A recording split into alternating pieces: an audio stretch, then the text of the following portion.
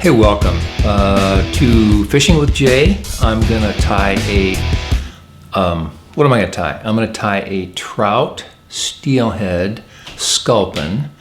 I'm gonna call it a sculpin, but Lord knows what the fish really think. Very simple fly to tie, very fishy, and I hope you have fun with it. Let's get started.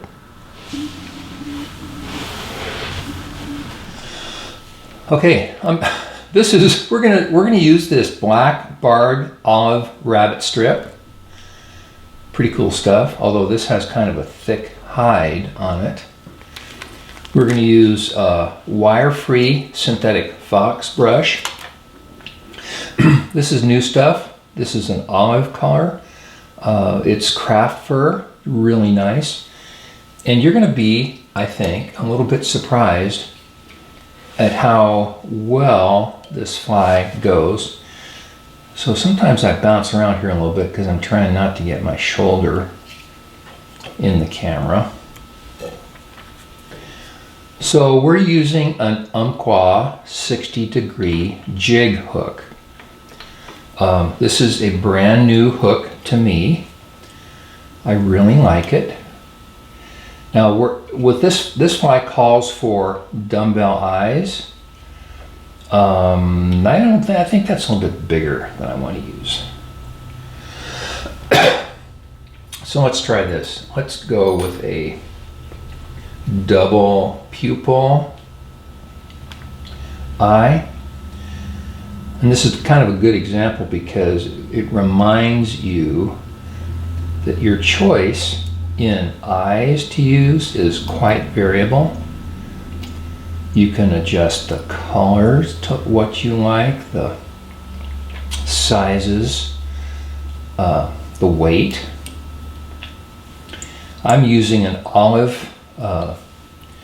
This is actually a 140 denier Danville's thread. So the first thing,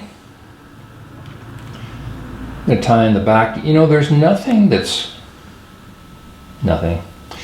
There are few materials that are more universally appealing than rabbit strip. Maybe nothing's more appealing, but maybe some things are as appealing.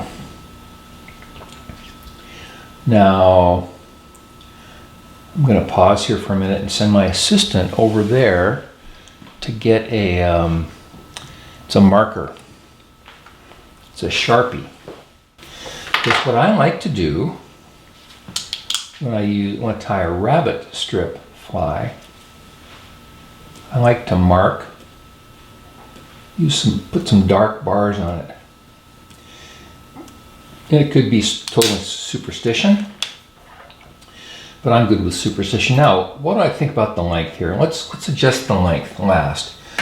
So, you know, there are a lot of sculpin patterns that are fairly intricate to tie, fairly complicated, and I hate to be disappointing. You know, they're fun to tie, and you should tie them all. But also, this is an example of how very simple a sculpin pattern can be and still be really effective. So this is the wire-free synthetic fox brush. The main thing I'm going to do here is make sure I'm not trapping too many fibers as I wrap. Now this material, it's kind of scraggly, scrawny material. Got some places where the fibers are full and some places where the fibers aren't so full. One of the things you will notice, I think you're going to like it a lot about this material, is how little water it absorbs. It just doesn't absorb water. So we're kind of to the end here. You might be thinking, wow, where's the hard part of this fly? So there isn't a hard part. Now I'm tying this with olive on olive. You could do black on olive. You could do brown on olive. It's really kind of up to you. Or finish that whip finish. And you know what? We're actually done. Now this fly isn't as fancy as a lot of flies you're going to find, but it's going to cast really easily. It's going to fish really nicely. So this is how it's going to ride in the water. You can cast this and swing it. It'll ride the other way. You can fish it under an indicator. Now the length, I think I want, well, you know, there's a lot of sculpins. This is a very nice, I think I'm gonna leave it, I'm gonna shorten it just a little bit. Let's go there. Let's trim a little taper.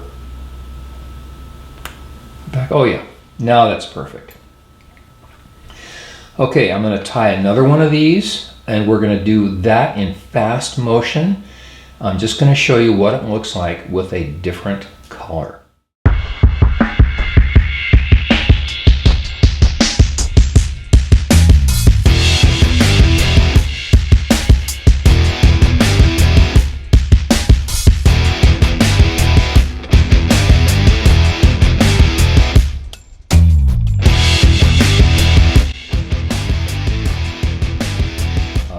Just a very simple, very effective trout fly that you can swing and dead drift and fish under an indicator. Hope you have fun with this, and we're going to do some things that are a little bit more complicated as we get going. Thank you.